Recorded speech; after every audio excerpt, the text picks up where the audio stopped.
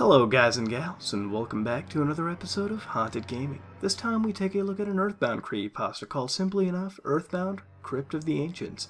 So relax, sit down, and enjoy Earthbound, Crypt of the Ancients. Back in the 80s and 90s, I wasn't really a fan of video games, in fact. I would often say no to my friends and when they asked me to come over and play Contra or Super Mario Brothers, or what have you. This often made them think I was rather strange. I didn't much care, though. All the games I had played up to that point were all the same. You play some overpowered guy who goes around killing strange enemies. Big whoop. However, on June 5th, 1995, my friend Victor told me about a game he thought even I would enjoy, as it was different from everything else ever released. It was summer, I was out of school, and didn't really have much going on other than work, which I only did part-time because I was, again, only 15. So I said, what the heck, and agreed to go over and play it at Victor's house. The game was Earthbound, of course, and I started playing by making a new file as you would with any other game. Immediately I got a kick out of it by, just by the character creation menu. For those who haven't played it, if you don't care about what you want to name your character abilities, you can actually pick an option called Don't Care. I thought this was funny, but I decided to name the main character Kirk, as that was my favorite character from the TV show Star Trek. After I started the game, I played for about an hour because I really got into it. After that, though, I decided to go home and eat dinner. Before I left, though, Victor told me that I could borrow his SNES and play Earthbound because he was going away for vacation for a month in Florida. I was very happy because, as previously stated, I don't much care for other video games, so I didn't have any console except for the Atari 2600. My dad wouldn't let me play it, though. It was just for him. After hooking up the SNES to the TV in my room, I would play the game for hours on end when I would get home from work. It became my favorite pastime other than watching Star Trek. It took me about 3 weeks, but I finally beat the game. I was happy, but also a bit sad because I realized that Earthbound was the only game I enjoyed. I decided to play it through one last time, though, before I took it and the SNES back to Victor's house. I got home from work the day after to learn that my dad accidentally stepped on the game and broke it while I was working because he was up in my room putting clean laundry on my bed for me to put away.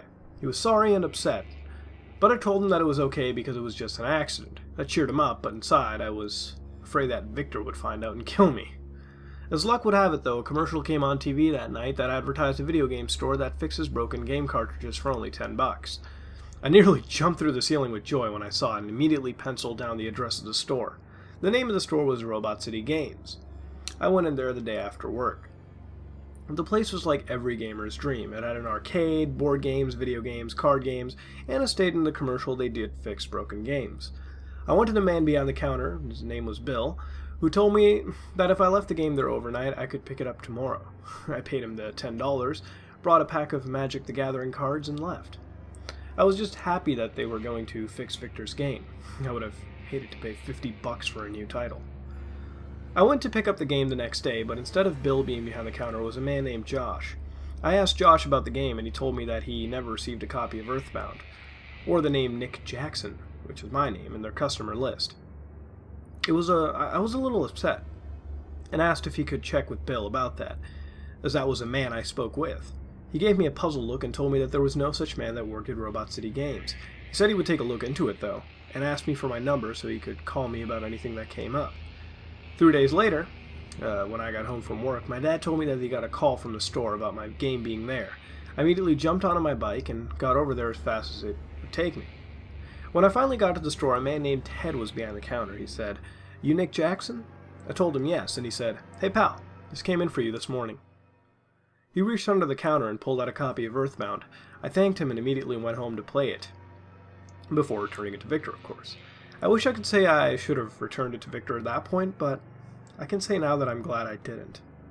I went home and put Earthbound into the SNES and loaded up a new save file. The game played absolutely normal until I got to the town 3. I got to the part where you would have to follow the lady into the hotel to get captured by the zombies. That's when things got different. First off, you didn't hear the normal sounding goofy 8-bit noises you hear during that scene, but rather a series of what sounded like punches, groans of pains, and ropes tying as the screen went black. That was a little strange to me and caught me off guard. After the screen faded in, Ness and Paula weren't seen standing around in the hole like normal, but rather they were bound up in ropes, sitting back to back on the ground. There was a silence for a moment, and then the background faded to black as the camera zoomed in on Paula. She used her telekinesis to talk to Jeff, but this time she had a bit different dialogue. Instead of her normal help us speech, she said, "Jeff, I know you can hear me. Please hurry to us, or they will kill us. Jeff, go south to the town of Threed. Jeff, please. I don't want to die." I knew something was messed up here. This was definitely not a part of the game, nor do I think it was ever supposed to be a part of the game. However, I was curious to see what would happen next, so I continued. The game played as normal with Jeff in the school until you get to the lockers where you had to use the bad key machine. I opened up the locker where you normally get your first gun, but instead of obtaining the pop gun, I obtained the Desert Eagle. I actually thought it was pretty cool, so I didn't really pay much attention to that, but what happened next was kind of messed up. Tony got in front of the gate, and instead of his normal goodbye speech, he said, "If they're suffering as bad as you think they are, off them. But in any case, get back to me ASAP so that we can get back to our usual brand of fun." Stroking Jeff's arm. This actually made me question if I should immediately go back to the store and inquire about these occurrences. I decided to finish the game, though, to see if I was missing out on anything. I went to the store, picked up Bubble Monkey, and got to where you would find your first enemy, the Gruff Goat, and engaged it. I used the attack option and the game said, "Jeff fired the Desert Eagle. Gruff Goat has been killed." The battle was over, and when the battle screen exited, all the music stopped, and it showed Bubble Monkey looking at Jeff for a couple seconds. Then a screen had come up and said, "Bubble Monkey gave you a sad look." The music then came back, and I was allowed to play again. I stared at the screen for a second, but then decided that I had to finish the game. This was too weird for me, so, just even forget about. I got to the part where you would find Tessie, in the water to take you to the other island. Surprisingly, that happened like normal, nothing offbeat about it. Everything was fine until I ran into a rowdy mouse at the end of the Brick Road dungeon. I selected attack, but a text box had come up and said, "Bubble Monkey asks you nicely not to kill the rowdy mouse. Will you agree and flee?" I was in shock. But I picked yes, because I wanted to see what would happen, and another text box had come up and said, "Bubble Monkey thanks you, and you get away successfully." I got to the end of the cave, and at the end when I walked outside, normally this is where Bubble Monkey would leave you, but instead I was immediately attacked by a cave boy. I entered the battle and selected attack. The same text box asking me not to kill the enemy came up again, though. This time I did say no. The game said that Jeff had fired a gun, but Bubble Monkey had jumped in the way. Bubble Monkey was killed. Cave Boy was gravely injured and fled. The overworld came back and the music changed. Not to the Winter's theme, though. To the Threed Evil theme. The sprite for the Cave Boy disappeared, but the Bubble Monkey sprite lay face down on the ground. The text box came up after that and said, "You killed the monkey, but don't feel bad. He was useless anyways." The whole thing with Dr. YdO8rNB2Iss played on like normal. I got to the Skyrunner and went to Threed. It's funny, though, because the music never stopped playing the Threed theme. Even while I was in the lab and Skyrunner, that theme played, I got to Threed and found Ness and Paula bound up. Paula begged Jeff to release them, and the game just gave me two options: release or kill. I figured that if I really did kill them, it would be a game over, and since that option seemed really stupid anyways, I'd release them. They got up and Paula went over to Jeff in a text box that said, "Paula hugged Jeff." However, Ness just walked over to the corner and stood there as the music slowly changed to what sounded like very, very deep-toned whispers. After that, something happened that I really didn't expect. A long pair of 16-bit clawed hands popped up out of the wall behind Ness and slowly grabbed him as the whispers had just grown louder and louder. Jeff just stood still, but Paula said, "Stop! Where are you taking him?" The game was still, for about a minute, until the whispers started becoming understandable. They just kept repeating, "The crypt, the crypt, the crypt," and after that, Ness just faded through the wall and the game went silent yet again. Jeff said to Paula, "We can get through this and save Ness, but we have to stop Gygus. He's behind it. It's the only way." And after that, I finally regained control of the game and left the graveyard. The game played as normal with the exception of a much higher difficulty due to Ness's absence. Some dialogue changing with NPCs that questioned or noted the absence of Ness until I got to where, you get to Pooh's Mute Training, where you normally pass and go to Eagle Land afterwards. The weird ghost thing had said to Pooh, "You have proved that you are selfish, too afraid to lose that which is precious to you and too afraid to die. One such as you truly belongs in the crypt." This was the second mention of that crypt. I was hoping that eventually. I'd get to, find out what it was. Anyways, Delam faded back into view as the music changed back to the whispers of the graveyard when Ness got pulled away and a giant clawed hand slowly came out of the ground as Pooh was pulled under. The game faded back to Paula and Jeff and, let me play again. I said to myself, no, this is bullshit.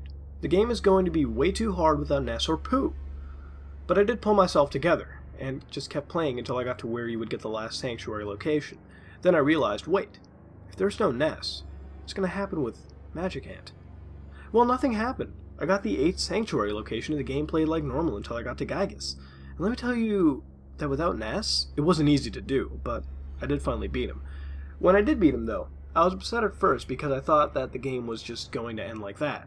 But I was wrong. Paul and Jeff woke up in the robot forms outside of YdO8r's lair. A text box came up and said, "Escape." Giant clawed hands started coming out of the chasm in the cave of time and started swiping towards Jeff and Paula. I tried to see if maybe the game altered so that I could use the phase distorter to get out, but I never got that chance. One of the hands touched me and the game froze for about 30 seconds. With no music or sound or anything, a short cutscene ensued that depicted Jeff and Paula being dragged down into the hole. A deep voice had echoed and said, "You may have defeated YdO8r, but now you have fulfilled your only purposes. You've played a dangerous game. Now join your friends in the Crypt of the Ancients." Crypt of the Ancients? What's that? I soon found out. The screen cut into a narrow hallway which consisted of light green stone flooring, light green stone walls, and cages lined along the walls. Some of the cages had skeletal or rotting appendages sticking out of them. There was music playing that I can't even describe. It was creepy, though. This was probably the most far-out incredible thing I had ever heard or seen in the game. That I'd even known about. Anyways, I walked down the hallway for what seemed like 2 minutes but was probably shorter and then finally found something. It was 4 doors. There were signs above each of the doors. The signs read as follow: Cage of Fear, Cage of Helplessness, Cage of Silence, and Cage of Evil. I decided to just pick a random one, so I went into the one that said Cage of Silence, and when I walked in, I saw a skeleton with Ness's hat on, chained to the stone wall. The same deep voice from earlier started speaking, not through text, but through actual talking. It said this one was deemed untrustworthy and too quiet. We, the Ancients, have condemned him to live on in the skeletal form in the Cage of Silence, never to speak, hear, or see anything again. He lives on, but in pure nothingness. I was then teleported back to the room with the doors. The room labeled Cage of Silence disappeared, and I was left to pick another one. I chose the Cage of Fear. Inside was the same as the Cage of Silence, but with Pooh chained to the wall instead of Ness. And he looked normal, but with his eyes wide open and an expression of pure terror. Again, we the Ancients have deemed this one weak, pathetic, and cowardly. He is deemed to an eternity of an endless fear within his own mind. Again, I was teleported back to the room, with the Cage of Fear disappearing, down to 2 now. I went into the door labeled Cage of Evil next, and as I walked in the music stopped, the screen cut to black, and when it faded in, Jeff was chained to the wall with vultures, picking away at him. The voice came back and said, "We the Ancients deem this one evil in nature, using his weapons to kill those who he no longer has need of. He will live in eternal pain, suffering, and torture in the Cage of Evil." Back to the outside room. And finally the last door, the Cage of Helplessness. The music stopped and the voice cut back in. It said, "We the Ancients deem you innocent of all you endured on your long journey. We shall allow you, Paula, to return to your family. Knowing you failed your friends and could not save them, be gone." I was instantly teleported back to the Polestar preschool. I went outside and saw Paula's parents. They saw her and told her how much they missed her. After that, the screen cut to black. In about 30 seconds, the voice from the crypt said, "Lead a life of purity, bravery, helpfulness, and trust, lest you suffer an eternity in the Crypt of the Ancients." The game then shut itself off and left me staring at the screen in utter disbelief. 3 weeks later, Victor returned and I returned this game and SNES to him, babbling about what had happened. He told me I was crazy and asked me for proof. I put in the game in the SNES and booted it up. The save file was gone, and I was shocked. I told him to make a new file and play the game all the way through. 4 days later, he called me and told me he beat the game. I asked what he saw, and, as I'm sure you all reading this expected, he said nothing out of the ordinary had happened. I didn't try to press the matter any further. I didn't feel like arguing my case, so I simply told him it was a joke and left it at that. This sure was a crazy experience. An experience that only I know of, and one that I will likely never forget. Well, how was that for another Earthbound creepypasta? Now, like the ones before, we've had game hacks and theories and some really good mindfucks, and well, this is one with a concept that in a way reminded me somewhat of Misfortune.gb, when I got to the end of it with the chambers and whatnot. I don't know, I feel that connection, and that's one thing I have to mention that, previously I was always nitpicky about creepypastas that just dove straight into the creepiness instead of building up. But this one actually did build up, and that alone, I gotta say, kept it entertaining and intriguing, as well as genuinely eerie. Until you got to the game actually talking in vocals, but we'll get to that in a bit. I felt that aspect should have just been kept strictly to text boxes to keep, more consistency and realism, if you will, of the gaming creepypasta. The question I kind of stray away from because, this question really does bring out the nitpicking to an unnerving degree, is that if it can be real. And it is a creepypasta, so we do assume it's not supposed to be real. I mean, that's sort of the charm about it, but when it comes to gaming creepypastas, that's a question that I love to really ask. Here, it can be very disappointing because for the most part, it's nice and it handles the technicals very well. In the beginning, getting it all repaired with our buddy Bill. Thought I'd forget about that, but I didn't. And then we devolve into the differences in the plot, and the way it's handled is again believable because it does seem like it can be possible through ROM hacking, but then the sounds come along with the vocals, the speech and everything, which just throws all believability out the window. Since when you think about it, the SNES cart really couldn't store all that data, and the sampling wouldn't be that high to yield a high-quality speech recording as it was allegedly showcased here. Which, if you're like me, it just turns you away because it's just a pet peeve you kind of have, instinct, if you will, just this know-how that gets to you and just instantly tells you in your head that it's fake. But if someone is the seasoned ROM hacker here and can prove this can be the case, please let us know in the comments below. But that's really been my thoughts about this creepypasta. The story was intriguing and there was genuine build-up. And although some cliches were present, which did make me cringe, it wasn't too bad. In the end, I asked what would you change to make it better, and what would you rate it? This has been another episode of Haunted Gaming, and if you like what you saw, then like, comment, and subscribe. This is me, YdO8rNB2Iss, and I am out.